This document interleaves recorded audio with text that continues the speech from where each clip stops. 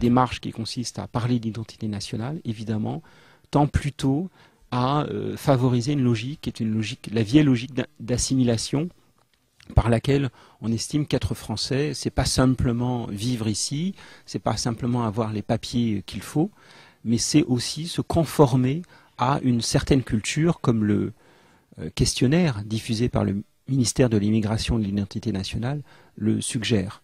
Et c'est bien ça l'énorme difficulté et l'énorme piège qui est actuellement tendu par le projet gouvernemental. Cela pourrait conduire la France à se définir contre l'étranger, mais aussi à définir à l'intérieur du territoire français une population française vraie, censée adhérer aux valeurs en question, d'une population française dont on soupçonne l'attachement à la France. Autrement dit, de distinguer entre des Français qu'on appellera des Français indubitables et d'autres Français qui sont plus problématiques, ceux que j'appelle justement les Français dubitables.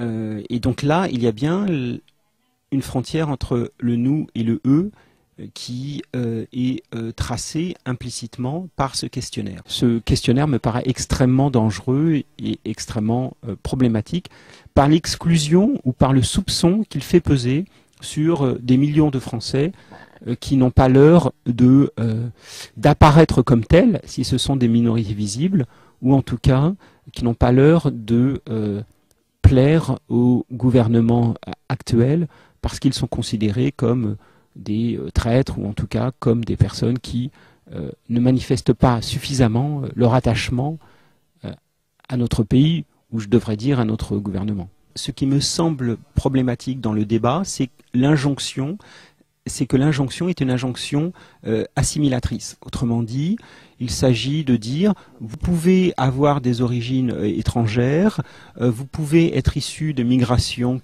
qu'on qualifiera de post-coloniales, mais si vous êtes venu de ce monde-là, vous devez, encore plus que les autres, vous conformer à un style de vie, vous conformer à des pratiques culturelles qui sont définies comme bien françaises, y compris des pratiques religieuses. Vous voyez le débat actuel sur le voile et autre chose de ce genre. Il y a donc bien une injonction qu'on pourra qualifier d'injonction de surconformité. Voyez, si vous êtes français venu d'ailleurs ou réputé tel par votre apparence physique, vous devez être surconforme dans votre attitude, dans vos prises de position intellectuelles, politiques, culturelles, etc.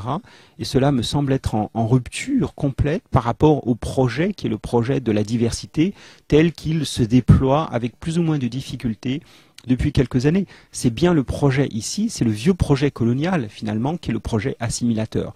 D'accord pour faire venir des gens à condition qu'ils effacent les traits ou les appartenances culturelles qui sont définies comme n'étant pas françaises. Et donc de ce point de vue-là, il y a un recul considérable par rapport à ce que beaucoup souhaitent voir se développer dans notre pays, c'est-à-dire des perspectives multiculturelles. Là, on est bien dans une attitude qui est une attitude plutôt de repli sur ce qui fait la France, et donc de tracer une frontière aussi nette que possible entre les vrais Français, les pas tout à fait Français, et puis les étrangers. Cette démarche-là me semble être à l'opposé d'une lecture plus souple, plus labile, plus généreuse aussi, de ce qui fait que nous vivons ensemble dans ce pays, et que, ma foi, il y a mille et une manières d'être français. On peut très bien être français et parler la langue française avec un fort accent, ou bien ne pas la parler du tout dans une bonne partie de sa vie sociale. Cela ne me paraît être pas problématique.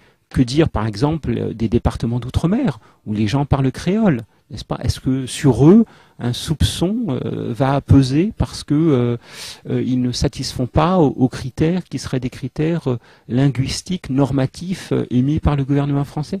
Bref, tout cela me paraît hautement dangereux et facteur d'exclusion. L'histoire de notre pays a façonné une société qui est une société plurielle de fait. Notre société est plurielle, elle est faite d'expériences, de filiations, de trajectoires familiales qui sont différentes, en particulier parce que la France a été un grand pays migratoire, des millions de gens venus d'Europe, mais aussi plus récemment d'Asie, d'Afrique, des Caraïbes, sont venus s'installer dans notre pays et ont composé des boîtes à outils identitaires très complexes où le sentiment d'être français se combine avec les filiations, avec des attaches qui peuvent être des attaches transnationales liées à un autre pays, à une région du monde, etc.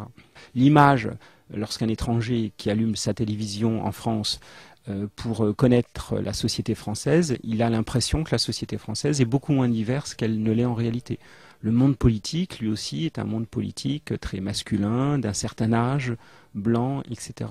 Et donc ce dont il est question, c'est aussi que la représentation de la société française change et que cette représentation soit à l'image de ce qu'est la société elle-même. Très vite, ce qui vient dans le débat et ce qui est posé au centre de la table, ce sont bien les immigrés. Donc on voit bien que derrière la question de l'identité nationale, il y a la question de l'immigration, plus toutes les questions développées par l'extrême droite depuis 20 ans, c'est-à-dire le reproche finalement fait aux immigrés de n'être pas assez français, pas français comme il faut. Bref, le questionnement qui pose leur droit à vivre ici. Et là, on est en plein sur les terres du Front National, labouré depuis 20 ans, et qu'une partie de la droite, y compris de la droite gouvernementale, a pris à son compte pour des objectifs qu'il est assez facile de deviner.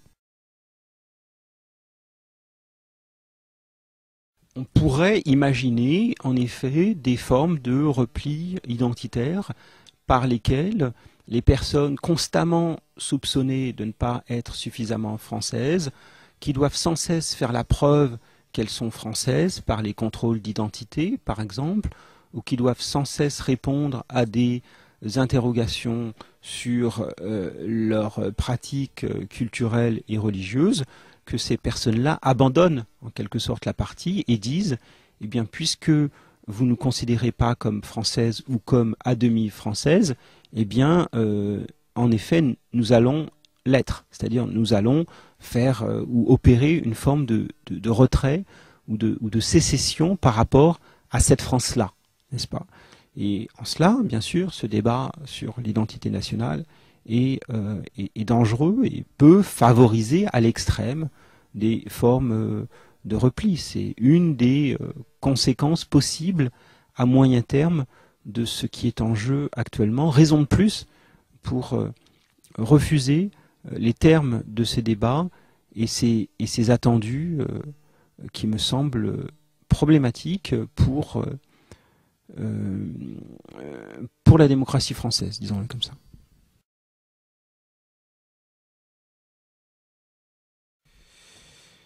Donner des conseils, ça suppose de considérer l'interlocuteur comme capable de les écouter.